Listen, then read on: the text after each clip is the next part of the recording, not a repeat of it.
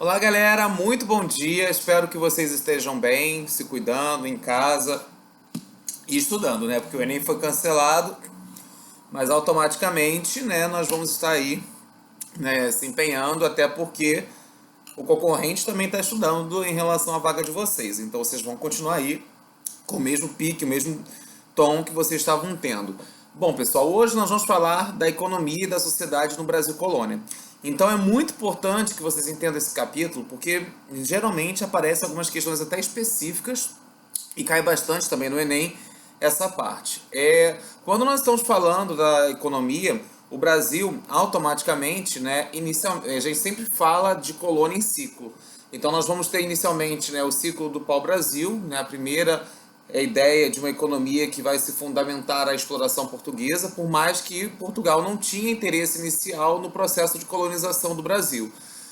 E automaticamente nós vamos ter uma economia posteriormente no Brasil colônia voltada pela economia açucareira sob o regimento do exclusivo colonial, que no tempo antigamente os livros de história, né, colocavam o nome de pacto, né, pacto colonial, as relações estabelecidas entre a colônia e a metrópole, mas na verdade nós vimos que não há uma aliança, né, entre a colônia e a metrópole. Né? Na verdade, a metrópole ela explora os recursos, as matérias-primas presentes no território, né, ficando sempre com o acúmulo de capital, de riquezas, o lucro dessa exploração. A colônia em si, ela sofre parte dessa exploração, que não ocorre também de forma pacífica, sobretudo que, se a gente for para analisar o caso português, o caso espanhol, serão intensamente violentos, repressores, com a tutela da figura da Igreja Católica. Quando nós falamos também da economia no Brasil, nós estamos também falando de um período automaticamente do ciclo do açúcar, que vai se desenvolver sobretudo nas regiões nordeste, na região do Nordeste, né, a partir da figura dos engenhos. Os engenhos são unidades produtivas básicas, né, no qual, por mais que o engenho tenha esse caráter produtivista, dentro do próprio engenho tinha toda uma estrutura que permitia a interação social de diferentes grupos que vão formar o Brasil colônia.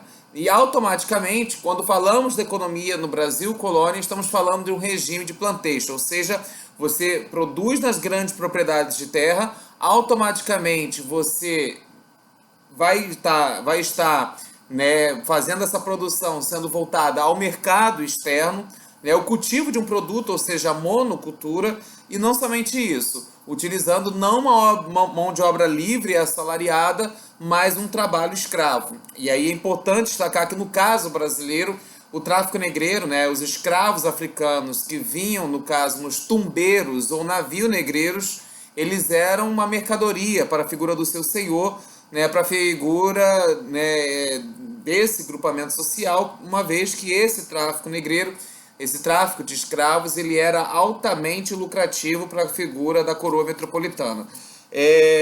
Um ponto que eu acho que é importante destacar é que posteriormente, né, nesse momento, né, que você tem a figura do ciclo do açúcar, se desenvolvem os sistemas de capitanias hereditárias que vão fracassar, somente São Vicente e Pernambuco que prosperam, né, é importante ressaltar, mas isso instiga posteriormente a formação de governos gerais para buscar dar uma centralização político-administrativa para o Brasil, né? Mendes Sá, Duarte da Costa, Tomé de Souza.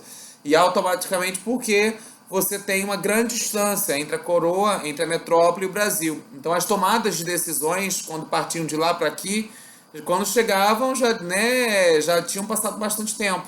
E aí você precisava estabelecer um canal de diálogos dentro da própria colônia, né, com a figura da metrópole, né, até para você não correr o risco de perder a sua colônia contra possíveis invasões estrangeiras, que vai ser o que nós vamos módulo posteriormente. Um ponto que eu acho que é importante destacar é que nesse momento também se desenvolvem em nível local as primeiras vilas, os primeiros povoados, e ali nós temos alguns grupamentos que são o que nós chamamos de câmaras municipais, governadas e administradas também pela figura da Igreja Católica, e a formação dos famosos homens bons. Um ponto que eu quero destacar também para vocês é que vocês não fiquem só, Vinícius, nós só vamos ter o açúcar, nós só vamos ter o pau-brasil nesse momento, não. Você também vai ter o ciclo do ouro, que nós também vamos discutir aqui, sobretudo quando esse açúcar ele vai sofrer a concorrência do açúcar das Antilhas, o açúcar holandês também, né, nas colônias, famosas colônias holandesas, e quando ele se desvalorizar, você precisa buscar novas alternativas para a economia, e é justamente quando a coroa começa a financiar as expedições para o interior do território é que se encontra a figura dos metais preciosos. E também vamos discutir esse processo, como é que vai se dar essa extração, essa exploração do ouro. E é importante destacar, quando estamos falando dessa economia, é que nós estamos falando também que aos poucos se começa a ter uma diversificação. A pecuária vai servir para o abastecimento interno, nós também teremos a própria produção do tabaco, nós vamos ter a produção do algodão, das drogas do sertão. Então percebam que, obviamente, que existiam outros gêneros, mas no enquadramento da plantation, nesse primeiro momento, nós vamos ter a economia açucareira regida pela mão de obra escrava africana. Todavia, eu até, acho que se não me engano, tinha comentado um tempo atrás com vocês, o primeiro escravo é o índio.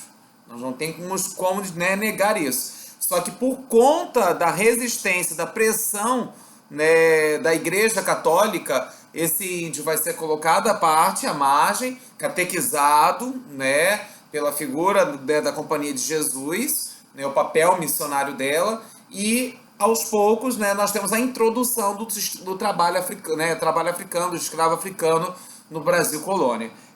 Em relação à sociedade, eu acho que é importante destacar que eu tenho uma sociedade basicamente sem mobilidade social, hierarquizada assim, dentro da sua pirâmide, marcada por status, por privilégios. Quem faz a colonização do Brasil não é a alta burguesia, é a baixa burguesia, isso também é importante citar. E eu tenho uma sociedade que do topo estão os senhores dos engenhos, os grandes aristocratas.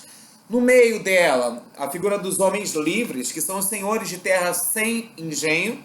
E, por último, os trabalhadores escravizados, né? Ou seja, as mãos e pés do senhor. São eles que vão produzir, né, para esse senhor poder lucrar. Então, perceba, além de serem mercadoria, eles precisavam produzir para dar um lucro para esse senhor de engenho, né? É uma sociedade marcada pela desigualdade, não temos como negar isso. E quem está lá embaixo, como por exemplo o escravo, não tem essa possibilidade de uma ascensão social. Tá ok, pessoal? Tchau, tchau, até daqui a pouco.